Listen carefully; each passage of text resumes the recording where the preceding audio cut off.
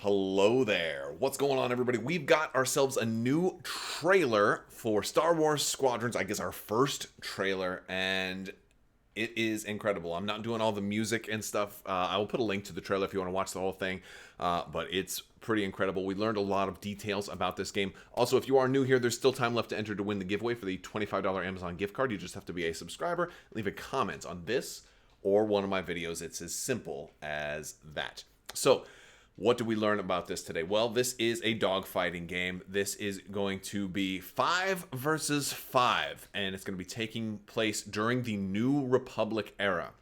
This is actually pretty cool because during the New Republic era, we have some new ships. We're going to actually see the Starhawk in this game, which is really exciting, and you're actually going to see it over here pretty soon.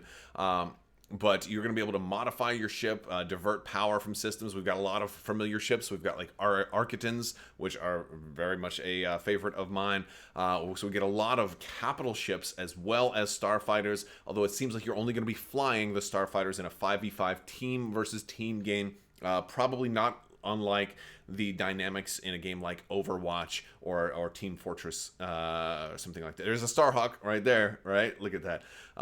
So that's really cool. If you guys aren't familiar with the Starhawk, that was a new ship that was introduced in the Aftermath series of books. It's also a ship that's available right now in the tabletop game Star Wars Armada, and so very, very cool. Initially, it looked like this was going to be a Rogue One style game because of the things like the TIE Reaper and the U-Wings. Here we see them doing a bombing run on capital ships, which appears to be like this is probably going to be an objective-based game as well as dogfighting. So it's like, probably kill, but also make sure you bomb the station or bomb the ships, things like that. It seems like it's going to definitely be the focus. It does look like the first series of ships that we saw during that cover art are the ships that you're going to start off with: TIE fighters, TIE interceptors, TIE reapers, and of course TIE bombers, and of course X-wings, A-wings, Y-wings, and U-wings. Still no sight of TIE advanced, still no sight of B-wings, but yes. So now systems, this was leaked on the Xbox platform, but if you go to EA's website, they're actually telling you right now this will also be available to play in PlayStation VR and PC with cross-connect play. So you will probably be able to play across platform. That's one thing that they're shooting for right now, which is really exciting. Also, locations, right? So there's a couple of locations they talk about. They say there's going to be some new locations that we can fly to and visit here. And I love this whole cinematic they have going on with all the capital ships kind of rising in to reinforce the battle. It's going to give you that whole epic feel. It's going to be very, very cool looking. But some of the new locations they talk about are Yavin Prime and the moon of Galatan. I guess the destroyed moon of Galatan.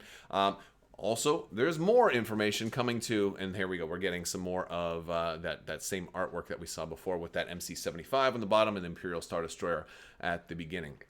So what can we gather from all of this? Really, there's no gameplay footage here. This is all just a cinematic, so we really don't know how the gameplay footage is going to work. The cinematic's kind of meant to kind of show you some things that you're probably give you might be an idea, but they've obviously dressed it up a little bit. One of the things we see is we'd have different appearances. The Imperial pilots have different appearances. One character had a scarred face. One guy's got certain markings on his helmet. So I imagine there's going to be some degree of customization that you can apply to yourself. Also, the rebels, they have different races. You've got Trandoshans. You've got different types of races. You'll be able to customize a lot of that. So that much is pretty exciting. Presumably, you'll be able to customize your fighter a little bit because in the artwork, they are also showing, different colored, like blue squadron, green squadron, red squadron. Like there you go, like the green X-wing right there. So that's an aspect. I did see, some of the TIE Interceptor. It looks like it had blood stripes on it, which is super exciting, gotta say. There you go. There are blood stripes on it. And so now you're going to get kind of a shot of some of the pilots as they're kind of like, there you go, the scarred face. I think they put this in here for a good reason. Now, we're going to get a full gameplay preview of this actual gameplay at the EA Live Play June 18th at 4 p.m. Pacific. So if you're Eastern like me, that's 4, 5, 6, 7 p.m. Pacific. So a couple more days. a couple more days to go, and then we'll be getting a full gameplay preview. If you are interested in this game, I am going to be covering this one a lot. I do Star Wars and gaming. I usually it's tabletop games because there haven't been that many Star Wars video games lately, but this one looks right up my alley, so I'm definitely going to be covering this game with some intensity because it looks super exciting. I'm definitely going to pre-order it for PC. Since it looks like it'll be available for PC, I'm definitely going to be all about that. So that looks really exciting. I wonder, though, and let me know in the comments section, what do you guys think about playing a game like this on, like, VR? Since they talk about the PlayStation VR is going to be one of the ways that you can play this game. They said you can play the full game in PlayStation VR. What do you guys think about doing something like that? Do you think that would be like maybe sensory overload to try to be looking behind, looking above and left and right to see if there's ships coming? And here you go. We get some of the different. There's a lot of different alien races in this one too. I like it. It looks like you're also going to have briefing rooms. Also, there will be a single player mode. There will be single player mode. However, it does look like the focus is going to be on dogfighting multiplayer games, objective based and dogfighting at the same time. Honestly, this screams Overwatch in space to me. But I'm curious what you guys think. I'm really thinking Overwatch in space is kind of what this game is kind of crying out to me, saying it wants to be. Just because of the 5 versus 5. Well, I guess Overwatch is 6 versus 6, but like team versus team, or maybe like League of Legends or Dota or something like that. I'm getting that kind of vibe where it's like, okay, well, we've got. Like we can't have 5 X-Wings. No, we got to have a support. You go U-Wing. All right, well, you want to be our speedy interceptor. You know what? All right, you take the A-Wing. And we're going to have 2 X-Wings, 2 Y-Wings, an A-Wing, and a U-Wing. That's our team comp. And it'll be interesting to see, what kind of special abilities these fighters have in there.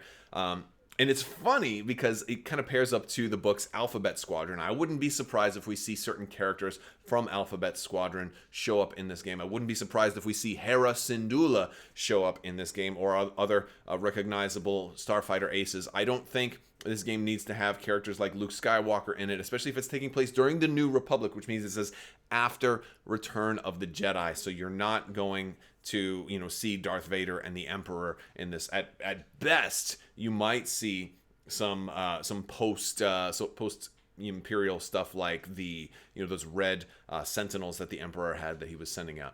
But look, it looks like battle damage might be a thing. Perhaps in the campaign, if you're in the single player mode, like your ship suffers damage, you have to maybe repair it or try to see if you can some incentive to not get significant damage on your systems between missions.